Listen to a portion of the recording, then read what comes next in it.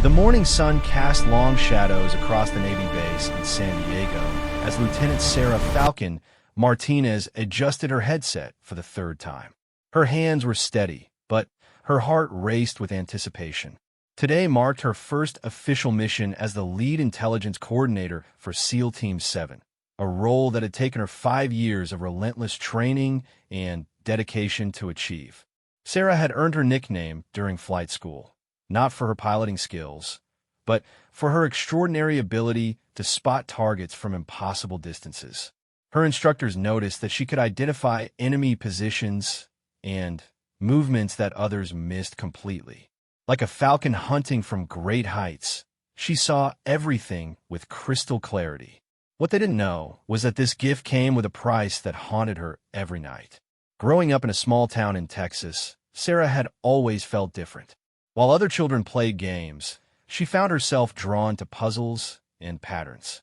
Her father, a retired Marine, noticed her unusual talents early on. He would set up elaborate scavenger hunts around their property, hiding objects that seemed impossible to find. Sarah would locate them within minutes, as if she could see through walls and around corners. Her mother worried about her daughter's intense focus and the way she sometimes stared off into the distance, claiming she could see things that weren't there. The truth was more complicated than anyone realized. Sarah possessed what military psychologists would later classify as enhanced spatial awareness disorder, a rare condition that allowed her to process visual information in ways that defied normal human capability. She could track multiple moving objects simultaneously, predict movement patterns, and maintain perfect situational awareness even in chaotic environments. But this gift came with severe headaches, sleepless nights, and moments of overwhelming sensory overload that she learned to hide from everyone around her. When Sarah enlisted in the Navy at 18, she kept her condition secret. The military doctors during her physical examination found nothing unusual, and her performance during basic training was exceptional. She excelled in every area, from marksmanship to tactical planning, but it was during her first intelligence training exercise that her true abilities became apparent. The exercise involved tracking enemy movements through a simulated urban environment using satellite feeds and drone footage. While her classmates struggled to identify targets among the chaos of city streets, Sarah could immediately spot hidden snipers, trace escape routes, and predict where enemy forces would position themselves next. Her instructor, Master Chief Rodriguez, pulled her aside after the exercise. "Martinez, I've been doing this for 20 years, and I've never seen anything like what you just did," he said, studying her with curious eyes. "You didn't just find those targets. You knew where they would be before they got there." "How?" Sarah had practiced her answer for years. "Just good observation skills, Master Chief. My father taught me to hunt when I was young. You learn to see patterns in nature that help you predict animal behavior. I guess it translates to human behavior too." Rodriguez nodded slowly, but Sarah could tell he wasn't entirely convinced. Over the following months, he began assigning her increasingly difficult tasks, each one designed to test the limits of her abilities. Sarah passed every test, but she could feel the strain building. The headaches were becoming more frequent, and she had started experiencing episodes where her enhanced vision would activate involuntarily, flooding her mind with information she couldn't control. During her third year of service, Sarah was selected for advanced intelligence training at the Navy's Elite Warfare Center in Virginia. The program was designed to identify candidates who could serve as intelligence coordinators for special operations teams. The training was brutal, combining psychological pressure with technical challenges that pushed students to their breaking points. It was there that Sarah met Commander James "Hawk" Sullivan, the officer who would change her life forever. Sullivan was a 20-year SEAL veteran who had been assigned to evaluate intelligence candidates for field deployment. He had a reputation for being tough but fair, and rumor had it that he could spot a candidate's potential within minutes of meeting them. Sarah's first encounter with Commander Sullivan came during a live-fire exercise. She was tasked with guiding a simulated SEAL team through enemy territory using only aerial reconnaissance footage. The exercise was designed to be nearly impossible, with multiple enemy positions, shifting patrol patterns, and limited visibility. Most candidates required several attempts to complete the mission successfully. Sarah completed it on her first try, guiding the team through the course without a single casualty. What impressed Sullivan wasn't just her success, but the way she had anticipated enemy movements that hadn't yet occurred during the simulation. She had directed the team around ambushes that were still being set up and through routes that wouldn't be clear for several more minutes. After the exercise, Sullivan requested a private meeting with Sarah. They sat in his office overlooking the training grounds, and he studied her with the same intense focus she had learned to recognize from people who sensed something different about her. "Tell me about your hunting experience," Sullivan said, leaning back in his chair. Sarah repeated her practice story about learning to hunt with her father, but Sullivan held up a hand to stop her. "I've been hunting since I was 6 years old, Martinez. I know what hunting skills look like, and what you just demonstrated isn't learned behavior. That's something you're born with, something special. The question is, are you going to trust me enough to tell me the truth?" For a moment, Sarah considered maintaining her cover story, but something in Sullivan's eyes told her that he already knew more than he was letting on. She had reached a crossroads in her career, and she sensed that her answer would determine everything that came next. "I see things differently than other people," she said quietly. "I always have. It's like having enhanced vision, but for situations and patterns instead of just objects. I can track multiple targets simultaneously, predict where they're going to move, and maintain awareness of everything happening in my environment, even when I'm focused on something specific." Sullivan nodded, as if this was exactly what he had expected to hear. "And the cost?" Sarah was surprised by the question. No one had ever asked about the cost before. "Headaches. Insomnia. Sometimes the information overload is so intense that I can barely function. And there are moments when I see things that haven't happened yet, or notice patterns that I can't fully explain." "How long have you been dealing with this alone?" "My whole life." Sullivan was quiet for several minutes, and Sarah began to worry that she had made a terrible mistake by revealing her secret. Finally, he opened a desk drawer and pulled out a thick file folder. "What I'm about to tell you is classified at the highest levels," he said. "The military has been quietly studying individuals with enhanced cognitive abilities for decades. We call them enhanced operators, and they're incredibly rare. Most of them struggle to function in normal military units because their abilities are misunderstood or seen as liabilities. But in the right environment, with the right training and support, they become our most valuable assets." He opened the folder and showed Sarah several photographs of military personnel. "These are enhanced operators who have served with distinction in various special operations units. Each of them has abilities similar to yours, and each of them has learned to use those abilities to save lives and complete missions that would be impossible for normal soldiers." Sarah stared at the photographs, feeling a mixture of relief and apprehension. "You wanted to join a special operations team?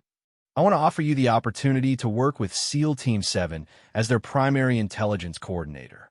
It's a position that would allow you to use your abilities to their fullest potential while receiving the medical and psychological support you need to manage the challenges that come with being enhanced." Over the next hour, Sullivan explained the role in detail. SEAL Team 7 specialized in high-risk reconnaissance and rescue missions in hostile territory.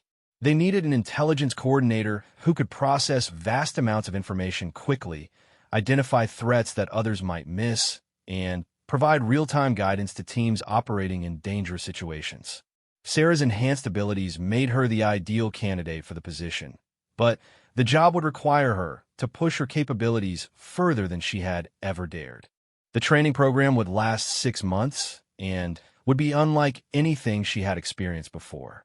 She would learn to work directly with SEAL teams, coordinating their movements through hostile territory and providing them with the intelligence they needed to complete their mission safely. But she would also receive specialized medical treatment to help manage her condition and psychological training to help her cope with the intense pressure of the job. Sarah accepted the offer that same day. Over the following months, she threw herself into the training with complete dedication. She learned advanced intelligence analysis techniques, studied enemy tactics from around the world, and practiced coordinating simulated missions until she could manage multiple teams simultaneously without breaking concentration. But the most important part of her training involved learning to work with the members of SEAL Team 7. Each operator had their own specialties and personalities, and Sarah needed to understand how each of them thought and moved in order to coordinate their efforts effectively. She spent hours studying their mission records, watching training footage, and participating in simulated exercises until she could predict their actions almost as clearly as she could see enemy movements. The team leader, Lieutenant Commander Mike Ranger Thompson, was initially skeptical about having an intelligence coordinator embedded with his unit. He had been leading SEAL operations for 8 years and was used to making decisions based on his own assessment of situations. The idea of relying on someone else's analysis, especially someone who had never been in actual combat, made him uncomfortable. But during their first joint training exercise, Sarah proved her worth beyond any doubt. The exercise involved a hostage rescue scenario in a simulated urban environment. Thompson's team was tasked with infiltrating a building, neutralizing terrorists, and extracting civilians without casualties. Sarah was positioned in a command center several miles away, coordinating their movements using satellite feeds and aerial reconnaissance. What should have been a routine exercise quickly turned into chaos when the simulation controllers introduced unexpected complications. Additional enemy forces appeared, the building layout changed mid-mission, and several civilians were moved to different locations. Thompson found himself facing a situation that would normally require aborting the mission or accepting significant casualties.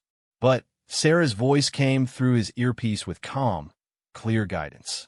She had tracked every enemy movement, identified safe routes through the changing environment, and located all the civilians despite the confusion.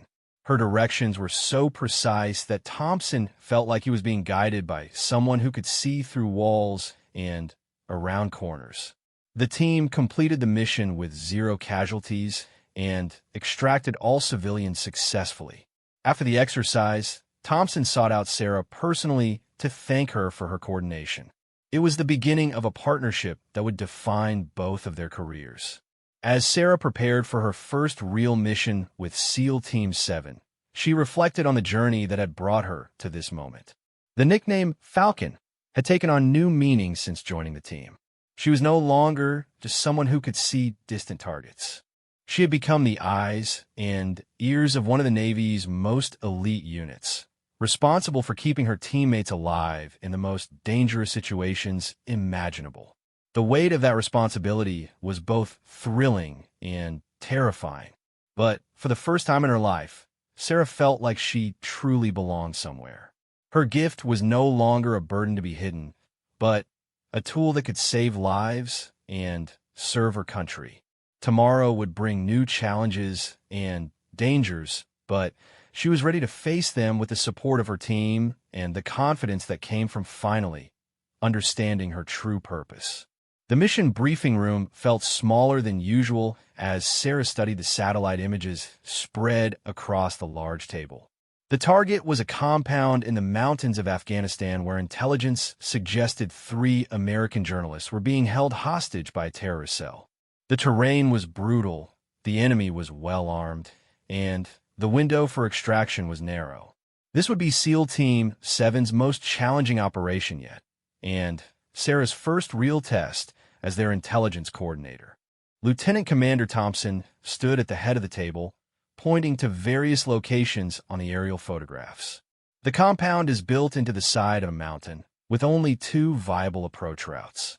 Intelligence suggests 12 to 15 hostiles, but that number could be higher. Our window is tight because local military forces are planning their own assault in 72 hours, and they won't coordinate with us. Sarah felt the familiar tingling sensation behind her eyes that indicated her enhanced awareness was activating. As she studied the images, details that others missed began to emerge. She could see subtle patterns in the terrain, identify potential sniper positions, and trace movement routes that weren't obvious from the aerial view. "There's a third approach," she said quietly, causing everyone in the room to look at her. "Here, on the north side of the compound." The satellite imagery makes it look like solid rock, but if you study the shadows and elevation changes, there's a narrow ledge that runs along the cliff face. It would be dangerous, but a small team could use it to gain access to the upper level of the compound. Thompson frowned at the image. "I don't see anything there, Falcon." "Are you sure?" Sarah pointed to several subtle features in the photograph that, when connected, revealed the hidden path. The shadows fall differently here, indicating a depression in the rock face. And this section shows where patterns consistent with foot traffic. Someone has used this route before, probably for smuggling or emergency escape. The team's explosives expert, Petty Officer Jake Boom Wilson, leaned closer to examine the area Sarah had identified. "She's right. I can see it now. It's barely there, but it's definitely a path." "How the hell did you spot that?" Sarah had learned to deflect such questions casually. Sometimes fresh eyes see things that experience might overlook. The important thing is whether we can use it. Over the next 2 hours, the team refined their assault plan to incorporate Sarah's discovery. The main team would create a distraction at the primary entrance, while a smaller unit used the hidden path to access the compound from above. It was a risky strategy, but it gave them the element of surprise they needed to extract the hostages safely. As the team prepared for deployment, Sarah made her way to the medical bay for her pre-mission check. Dr. Lisa Chun, the unit's physician who had been briefed on Sarah's condition, monitored her vital signs and administered the specialized medication that helped manage her enhanced abilities during high-stress situations. "How are the headaches?" Dr. Chin asked as she checked Sarah's blood pressure. "Manageable. The new medication helps a lot. Remember, if you experience any unusual symptoms during the mission, you need to report them immediately. We can't afford to have you compromised when the team is depending on your guidance." Sarah nodded, but she didn't mention the strange dreams she had been having for the past week. Dreams that felt more like visions, showing her glimpses of the compound and the mission that lay ahead. In these dreams, she saw the team moving through the mountain terrain, encountered unexpected obstacles, and witnessed moments of danger that felt terrifyingly real. She had learned not to dismiss these visions entirely. Her enhanced abilities sometimes manifested as intuitive knowledge that proved accurate in real situations. But she also knew that the stress of her first major mission could be causing her imagination to work overtime. The line between enhanced perception and anxiety-induced hallucinations was sometimes difficult to distinguish. The team deployed at dawn, traveling by helicopter to a staging area 40 miles from the target compound. From there, they would proceed on foot through treacherous mountain terrain, timing their approach to reach the compound under cover of darkness.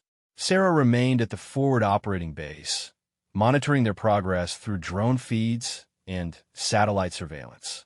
As the team began their approach, Sarah felt her enhanced awareness expand to its fullest capacity. She could track each team member's position simultaneously, monitor the compound for signs of enemy activity, and maintain awareness of changing weather conditions that might affect the mission. The mental strain was intense, but she had trained for exactly this kind of challenge. "Falcon, this is Ranger." Thompson's voice came through her headset. "We're at the base of the mountain. Terrain is rougher than expected. What's our status on the compound?" Sarah studied the real-time surveillance feeds, her enhanced vision allowing her to spot details that the drone cameras couldn't highlight automatically. "I count 14 heat signatures inside the compound. 12 appear to be guards, 2 are in the lower level where we believe the hostages are being held. There's also increased radio chatter in the last hour, but nothing to suggest they know you're coming." "Copy that." Beginning our ascent. As the team climbed through the mountain terrain, Sarah noticed something that made her blood run cold. The pattern of guard movements around the compound had changed subtly over the past 30 minutes. It was a shift so minor that standard intelligence protocols wouldn't flag it, but Her enhanced perception recognized it immediately as the beginning of a heightened security protocol. Ranger, you need to know that the guards are shifting into a defensive posture. Someone may have tipped them off, or they're following a scheduled security increase. Either way, your window is shrinking. Thompson's response was immediate. How much time do we have? Sarah closed her eyes and let her enhanced awareness expand further, pushing her abilities to their limit despite the growing pain in her head. She could almost feel the tension levels of the guards, sense their increasing alertness, and predict how their behavior would escalate over the next few hours. Based on current patterns, they'll be at full alert status within 2 hours. But there's something else. The 2 heat signatures identified as hostages haven't moved in over 3 hours. That's unusual for conscious prisoners. Either they're drugged, injured, or they're already dead. Thompson finished grimly. We need to accelerate the timeline. The mission parameters had just changed dramatically. Instead of having the luxury of careful positioning and patient timing, the team now needed to move fast while maintaining stealth. It was exactly the kind of situation where split-second decisions could mean the difference between success and disaster. Sarah watched through the surveillance feeds as the team divided into 2 groups. Thompson led the main assault team toward the primary entrance, while Sergeant Ghost Rodriguez took 2 men up the hidden cliff path that Sarah had identified. Her job now was to coordinate both teams simultaneously while monitoring the compound for any changes that might affect their approach. As Ghost's team began their ascent of the cliff face, Sarah realized that her earlier dreams had been more than imagination. She was seeing exact replicas of scenes from her visions, down to the specific handholds Ghost chose and the way shadows fell across the rock face. The recognition sent a chill through her, but it also gave her confidence that she could anticipate what would happen next. Ghost, when you reach the ledge, stop before you round the corner. There's going to be a guard there that our surveillance can't see. He's positioned in a blind spot, probably taking a smoke break. How can you possibly know that? Ghost's voice carried a mixture of skepticism and concern. Trust me on this one. 20 minutes later, Ghost's voice came back through the comm system, barely above a whisper. Jesus Christ, Falcon. He's right here, exactly where you said he'd be. How did you know? Sarah didn't have time to explain the unexplainable.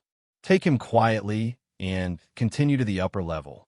You'll have a clear shot at the guard post from there, but wait for my signal. The next hour unfolded like a choreographed dance, with Sarah coordinating the movements of both teams based on her enhanced perception of the evolving situation. She guided Thompson's team around patrol routes that changed just minutes before they would have been detected. She warned Ghost about structural weaknesses in the building that could have given away their position. And she identified the exact moment when both teams needed to strike simultaneously for maximum effectiveness. All teams execute now. The assault lasted less than 4 minutes. Thompson's team breached the main entrance while Ghost's unit secured the upper level, eliminating guards with precision timing that prevented any alarms from being raised. Sarah watched through the surveillance feeds as the teams moved through the compound like shadows, neutralizing threats and securing the building room by room. But when they reached the lower level where the hostages were supposed to be held, they found an empty room with signs of recent occupancy. The prisoners had been moved, and there was no indication of where they might have been taken. Falcon, we've got a problem. Thompson's voice carried frustration and concern. The hostages aren't here. This was a setup. Sarah felt a surge of panic as she realized the implications. If this had been a trap, the team was now isolated in enemy territory with no clear exit strategy. She expanded her awareness to its absolute limit, scanning the entire area for any signs of where the hostages might have been taken or whether enemy reinforcements were approaching. The mental strain was unlike anything she had ever experienced. Her enhanced abilities were operating at maximum capacity while processing more information than her brain was designed to handle. But through the overload, she caught a glimpse of movement in a section of the mountain that hadn't been part of their original surveillance area. I've got heat signatures moving through a valley 2 kilometers east of your position. 3 guards and 3 civilians being moved on foot. If we're going to intercept them, you need to move now. Thompson didn't hesitate. Ghost, secure the compound, and prepare for extraction. Everyone else, we're going mobile. The team adapted their strategy on the fly, abandoning their original extraction plan to pursue the moving hostages. Sarah coordinated their pursuit through treacherous terrain, using her enhanced perception to guide them along paths that wouldn't be visible to normal reconnaissance methods. The chase lasted another 2 hours, with Sarah maintaining constant communication while fighting off waves of pain from pushing her abilities beyond their normal limits. She could feel her enhanced vision beginning to flicker and fade, a warning sign that she was approaching the point of complete sensory overload. But her guidance proved accurate once again. The team successfully intercepted the hostage convoy in a narrow valley, rescuing all 3 journalists alive and unharmed. The extraction was flawless, with helicopter pickup occurring exactly as planned. As the team flew back to base, Sarah finally allowed herself to relax her enhanced awareness. The immediate aftermath was brutal, with crushing headaches and temporary vision problems that left her barely conscious. But she had done her job, and more importantly, everyone was coming home alive. Dr. Chin met them at the landing zone, immediately beginning medical checks on the rescued hostages while monitoring Sarah's condition. The mission had been a complete success, but Sarah's biological systems had paid a steep price for maintaining such intense mental activity for so many hours. "You pushed too hard," Dr. Chin said as she administered medication to help Sarah recover from the sensory overload. "Your neural activity readings are off the charts. We may need to adjust your medication and training protocols before the next mission." Sarah nodded weakly, but her mind was already processing lessons learned from the operation. She had discovered that her abilities extended beyond simple enhanced perception. Under extreme stress, she seemed to develop an almost precognitive awareness of developing situations. The implications were both exciting and terrifying. Commander Sullivan arrived at the medical bay as Dr. Chin finished her examination. He pulled up a chair beside Sarah's bed and studied her with the same intense focus she remembered from their first meeting. "Tell me about the guard on the cliff," he said quietly. "How did you know he would be there?" Sarah had been dreading this conversation, but she knew she owed Sullivan an honest answer. "I've been having dreams about this mission for the past week. Dreams that turned out to be exactly accurate. I saw every detail before it happened." Sullivan was quiet for several minutes, clearly processing this new information. Enhanced operators sometimes develop additional abilities as they mature and gain experience. What you're describing is rare, but it's been documented before. The question is whether you can learn to control it and use it reliably. Over the next few days, Sarah underwent extensive testing and evaluation. Military psychologists studied her brain activity patterns while she accessed her enhanced abilities. Researchers analyzed her mission performance to understand how her precognitive flashes had influenced the operation's success. What they discovered changed everything. Sarah's brain showed unique neural pathway formations that allowed her to process probability calculations and pattern recognition at levels that bordered on the supernatural. Her dreams weren't mystical visions, but rather her subconscious mind working through thousands of variables to predict likely outcomes with remarkable accuracy. The implications for future operations were staggering. With proper training and support, Sarah could potentially provide intelligence teams with advance warning of changing situations, predict enemy movements with unprecedented accuracy, and guide special operations teams through scenarios that would normally be impossible to navigate safely. 6 months after the Afghanistan mission, Sarah found herself facing the most dangerous assignment of her career. Intelligence had identified a terrorist cell planning a major attack on American soil, but the details remained frustratingly vague. The only concrete information came from intercepted communications mentioning a meeting an abandoned oil platform in the North Sea, where final plans would be discussed and weapons transferred. SEAL Team 7 had been tasked with infiltrating the platform, gathering intelligence on the planned attack, and neutralizing the terrorist leadership. But this mission carried risks that went far beyond normal special operations parameters.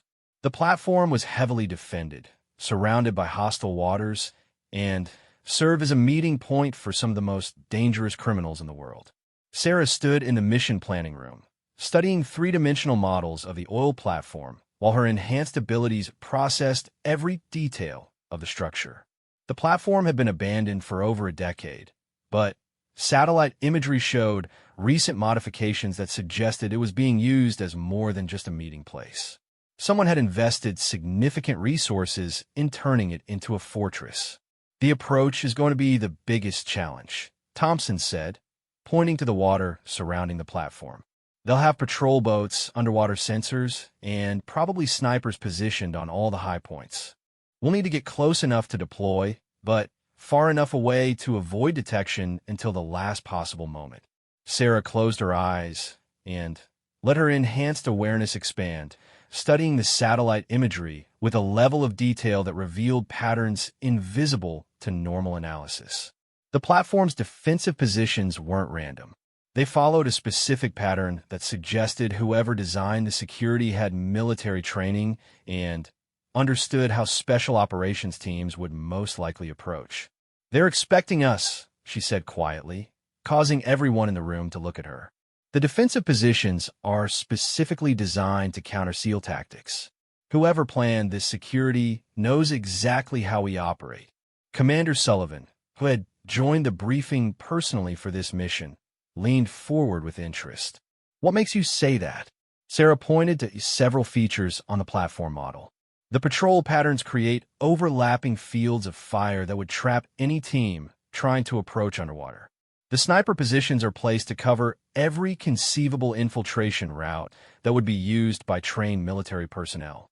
And these modifications to the platform structure create bottlenecks that would force attackers into predetermined kill zones.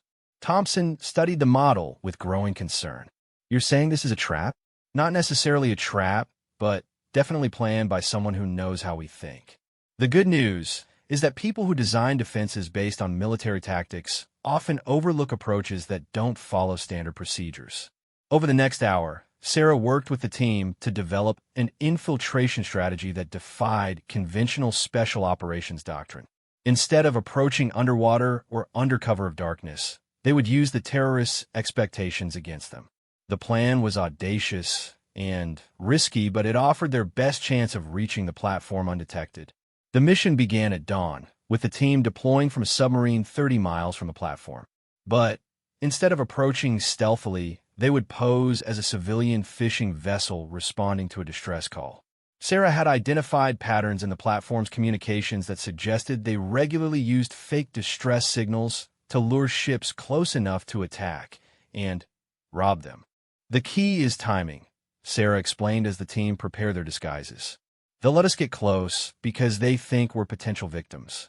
But we need to be ready to transition from civilian cover to full assault mode in seconds when we reach the optimal position." The approach took 3 hours, with Sarah monitoring the platform's defensive positions through real-time satellite feeds, while maintaining constant communication with the team. Her enhanced abilities allowed her to track the movements of guards, identify changes in alert status, and predict when the terrorists would make their move against the approaching fishing vessel. As they drew closer to the platform, Sarah began experiencing the familiar sensation of precognitive awareness that had emerged during the Afghanistan mission.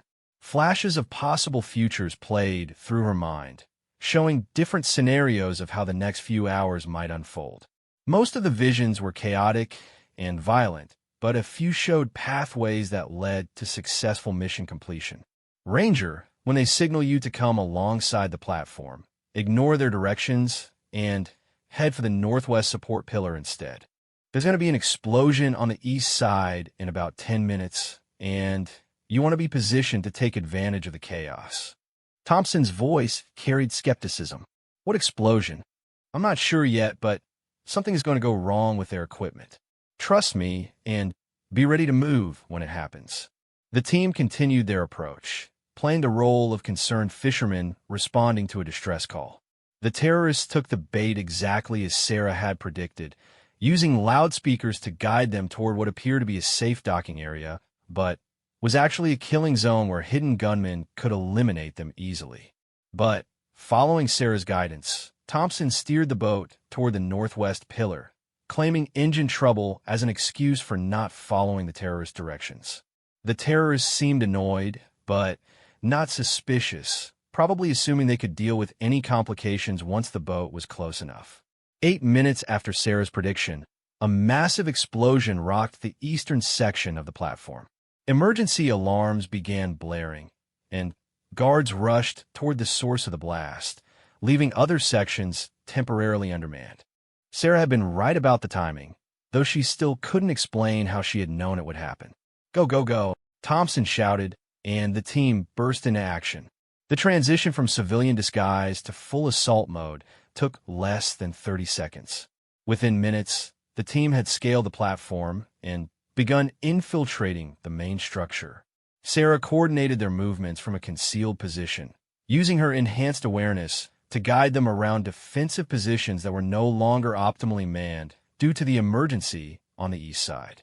But as the team penetrated deeper into the platform, Sarah realized that the situation was more complex than their intelligence had suggested. The terrorist meeting wasn't just a planning session for a future attack. It was the final preparation for an operation that was already in motion. "Ranger, you need to get to the communications center immediately," she said urgently. "There are active communication lines to multiple locations on the American East Coast. Whatever they're planning is happening right now." The team fought their way through the platform's interior, encountering heavier resistance than expected. The terrorists were well-trained and well-equipped, confirming Sarah's earlier assessment that this operation involved military-trained personnel. But her guidance allowed the team to anticipate ambushes, find alternate routes when passages were blocked, and maintain momentum despite the fierce opposition. When they finally reached the communications center, they found a sophisticated command post coordinating attacks on 3 separate targets: a major airport, a government building, and a crowded shopping center. The attacks were scheduled to begin in less than 2 hours, and the terrorist teams were already in position. "We've got multiple teams preparing simultaneous attacks," Thompson reported. "They're coordinating through encrypted channels, and it looks like they have inside help at all 3 locations."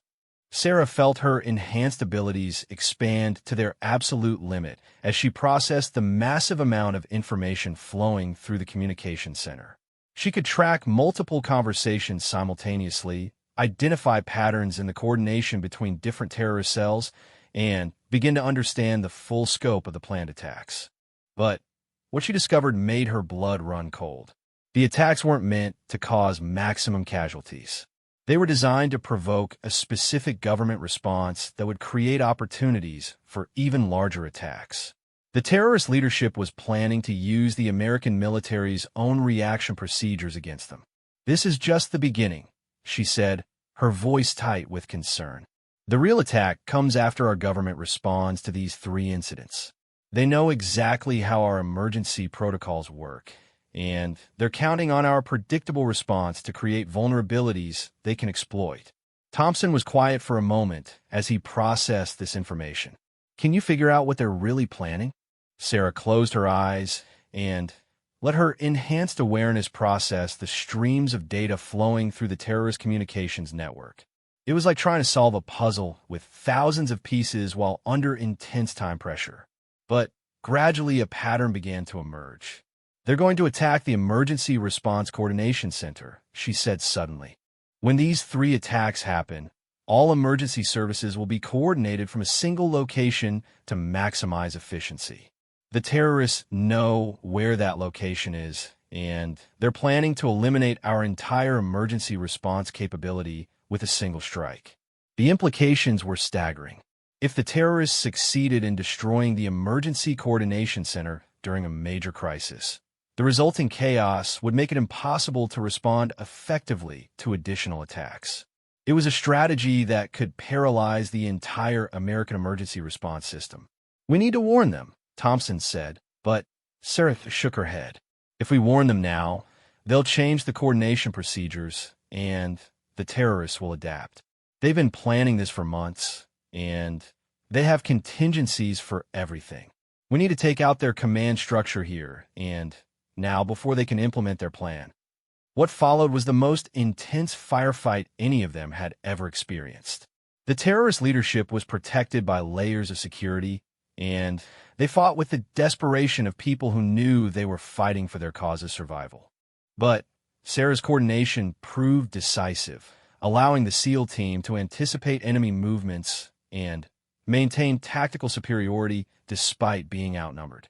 The battle for the platform lasted 4 hours, with Sarah maintaining constant communication while fighting off the intense mental strain of processing so much information simultaneously. Her enhanced abilities were being pushed far beyond their normal limits, but she knew that failure meant the deaths of thousands of innocent people. In the end, the team succeeded in eliminating the terrorist leadership and capturing enough intelligence to prevent all the planned attacks. But the cost to Sarah was severe. By the time the mission ended, she was experiencing complete sensory overload, with her enhanced vision fluctuating wildly and her ability to process information severely compromised. Dr. Chen met the team at the extraction point, immediately beginning medical treatment for Sarah's neurological symptoms. The mission had been a complete success, but Sarah's enhanced abilities had been damaged by the extreme stress of coordinating such a complex operation. Your neural pathways are showing signs of severe strain, Dr. Chen explained during the medical evaluation. You may have permanently altered your enhanced abilities by pushing them so far beyond their normal parameters. Sarah nodded weakly, but she wasn't sorry for what she had done. The mission had saved thousands of lives and prevented a terrorist attack that could have changed the course of history. If the price was the loss of her enhanced abilities, she was willing to pay it. But over the following weeks, something unexpected happened. Instead of losing her abilities, Sarah found that they had evolved once again. Her enhanced perception was now more controlled and sustainable, allowing her to access higher levels of awareness without the devastating side effects she had previously experienced. More importantly, her precognitive flashes had become more reliable and detailed. She could now see potential futures with enough clarity to provide strategic guidance for long-term operations, not just tactical coordination during active missions. Commander Sullivan visited her during her recovery period, bringing news that would change her career forever. The Pentagon has approved the creation of a new intelligence unit specifically designed around enhanced operators like yourself. They want you to lead the program and train the next generation of enhanced intelligence coordinators. Sarah looked out the window at the ocean, thinking about everything that had led to this moment. The nickname Falcon had started as a simple reference to her ability to spot distant targets. But she had become something much more than that. She was now the eyes and mind that could see threats before they developed, guide operations through impossible scenarios, and protect her country from dangers that conventional intelligence couldn't detect. The weight of her new responsibilities would be enormous, but Sarah knew she was ready for the challenge. Her enhanced abilities had been forged through years of pain and struggle, but they had also given her the power to save lives and serve her country in ways that no one else could. As she prepared to begin the next phase of her career, Sarah reflected on the journey that had brought her here. She had started as a young woman, trying to hide an unusual gift that made her feel different from everyone around her. But through the support of people who understood her potential and the dedication to push her abilities to their limits, she had become something unprecedented in military history. The SEALs had given her the nickname Falcon because of her exceptional vision. But what they really meant was that she had become their guardian angel, watching over them from heights that no ordinary human could reach, seeing dangers that no conventional intelligence could detect, and guiding them safely through missions that would otherwise be impossible.